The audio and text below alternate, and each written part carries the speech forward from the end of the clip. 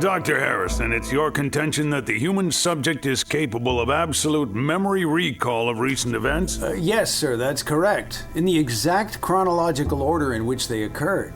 You see, Mr. Chairman, the human brain serves as a perfect memory bank, but we're able to correctly recall only a very low percentile of what we've seen or heard. Now, my drug clears that fog and further enhances memory using cues from the subject's surroundings. Such as? Well, our brains record shadows, sounds, images from windows and mirrors. We're constantly receiving this data, but Homo sapiens is no longer the Neolithic primitive hunter and has learned to ignore these cues. But with my discovery, it's as if the subject has a motion picture camera pointed right at him at all times, and it only renders the subject incapacitated for a matter of... Incapacitated?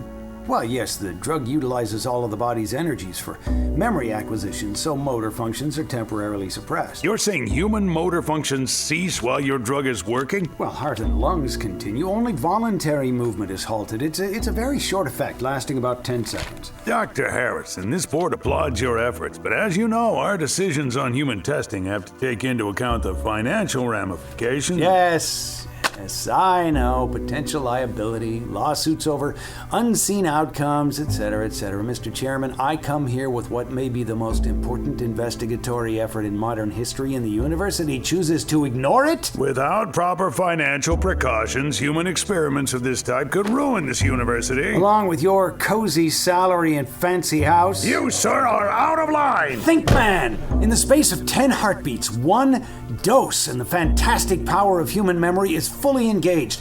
Perfect recall of recent events using our own stored data.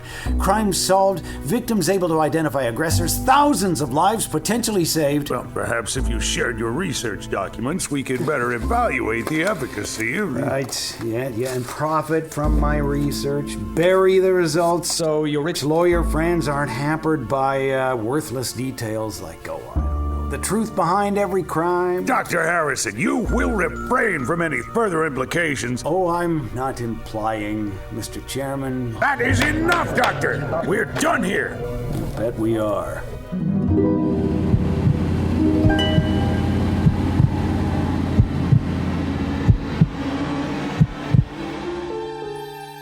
Jack, the chairman's this close to putting you up before a disciplinary hearing, and if that happens, I'm not going to be able to bail you out. You too, Ron.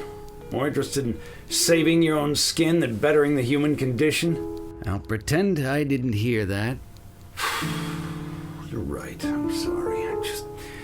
Look, this discovery will change the world, Ron. Every witnessed crime solvable. The subject to be able to recall with absolute clarity every event in perfect order from start to finish. Victims will finally gain the upper hand and aggressors will slink back into the shadows. Jack, look, you don't have to try and sell me on this. You're the best research professor this school has. The board needs to ensure we're covered if anything goes sideways with one of your incapacitated subjects. As department head, it's my job to smooth this over until things calm down. Until you calm down. Here, my bungalow in the hills just off the main state route cutoff. I'm ordering you to stay off campus, relax, get your focus off this project before it costs you everything. Dean's orders, Ron? Yes.